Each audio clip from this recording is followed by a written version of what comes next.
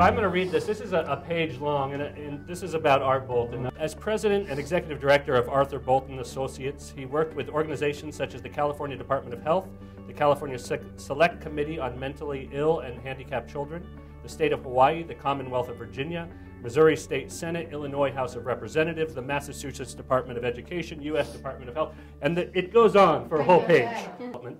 Then, as director of the California State Assembly Office of Research, an office he designed, he helped develop landmark legislation in mental health, developmental disabilities, and healthcare, including the Lanterman Act.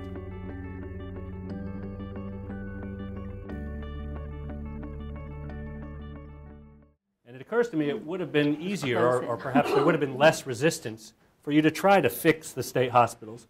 But instead, you embarked on a process of developing a whole new community service system. What was your thought process there? Well, there were a few jumps in it. This was a legislative committee. 3 members of the state legislature, influential members. Lanterman, a Republican, Waldy and Petrus, Democrats. Young, aggressive legislators. This was the 60s, so you could do things in the 60s that you don't do now. President Kennedy had just gotten elected. He had a sister with a developmental disability, Rosemary. So it was a good time for change.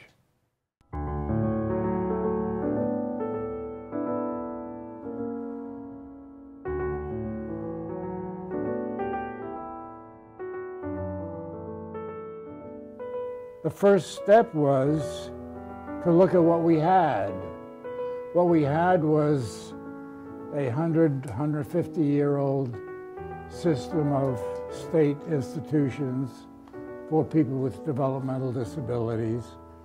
They were terrible, they were crowded, they were unresponsive, unimaginative, horrible places. And first, before we could think about creating a new system, an alternative, we first had to assess what we had. And the state, the department that ran these institutions, they were intent on fixing it. They kept asking for more money. And then they realized that the places were too big, so they wanted to build new ones. And the governor at the time, Pat Brown Sr., the current governor's dad, he was a fan of building. So their solution at the time was to build more of these places, but don't make them so big. Make them only 500 beds. That was their focus. And the governor put money in his budget to do just that. And when these families who had uncovered the atrocities in the state institutions saw what the governor wanted to do, they were very upset. They went to the legislature, and at the time, the leader of the state assembly, Jess Unruh, a very smart, principled man, he responded to these parents and set up this committee to go fix it.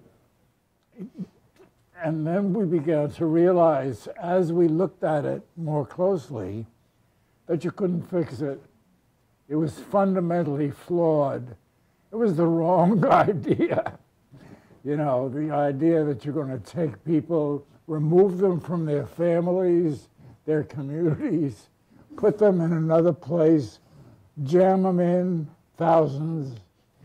So we had to invent an alternative, and that's the step we went through. We first had to understand what we had, really understand it. We thought of trying to make things as normal as possible. The whole institutional system that we'd had earlier had so stained everything that we hated it. So anything that was non-institutional, you know, was an improvement. and we didn't fix it. And the governor's proposal to build new ones was rejected. The legislature refused to approve the money that he wanted to build the additional ones. So not only were we going to not fix the old system, we were going to save money in the process. Initially, $47 million that was going to be used to start building new ones. It always helps when you want to change something to show a cost saving, you know. And I'm sure there were some legislators who voted for our proposal simply because it was going to save some money. Little did they realize. Little did we realize, you know. I can't stress enough the role of these families. You know, that's what guided us. They were the ones who went to the legislature, who got this committee put together. And they became our main source of information and advice and counsel. They were wonderful. A group of parents from all over the state. They had their own organization, the CCRC. It was the California Council for Retarded Children was the name of their organization. And they had wonderful leadership. We had to invent a new system out of nothing. There was no community system, which was, in a way, a benefit for us, because when you have an existing system and you want to make change, you get resistance, because people don't like to change. They like to hang on to what they do, to justify it when it's not right. And we proposed this regional center idea, not county-operated system, but a statewide system. When we proposed it, the director of the department at the time came to me and said, I was staff to this committee. He said, Arthur, we think this idea of regional centers that would provide diagnostic services and counseling to families and purchase services from the community, we think it's a wonderful idea. And we've had a discussion in the department, and we have decided that we are prepared to do just that. We have state institutions all throughout the state. They have doctors and psychiatrists and social workers. You don't want to duplicate that. Let's use what we have, and let the state hospital will also be the regional center. And I remember going to see a parent. They had a daughter with a developmental disability, and they were providing her with assistance to live in the community in a normal way. And they had the resources to do it. And I remember going to see David and say, David, we've got this proposal from the department. They're ready to set up these regional centers. What do you think? He had a fit. He said, that's the worst thing I ever heard. Why would we let those bastards run the new system when they fucked up the old one so bad? You know. And it was people like David Sokoloff and others, people who understood through their own personal experience what was needed and how to do it. And we relied on them. They were, without question, the inspiration for this new system, and they helped to shape it. In the institution, the bell rings, it's breakfast time, whether you're hungry right now or not. And what do you eat? Whatever they put on the table for you, because the staff in the kitchen decides what you're going to eat.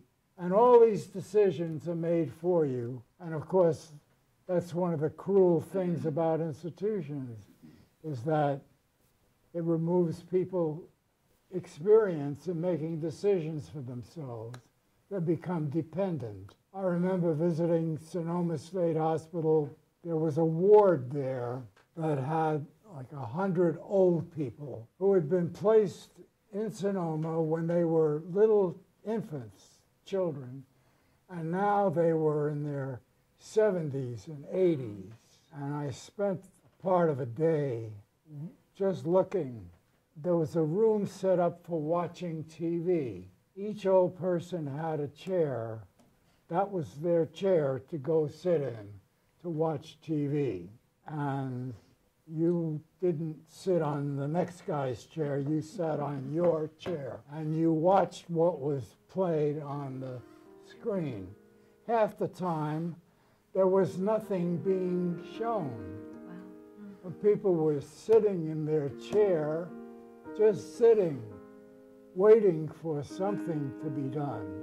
They were totally institutionalized, dependent on other people for everything.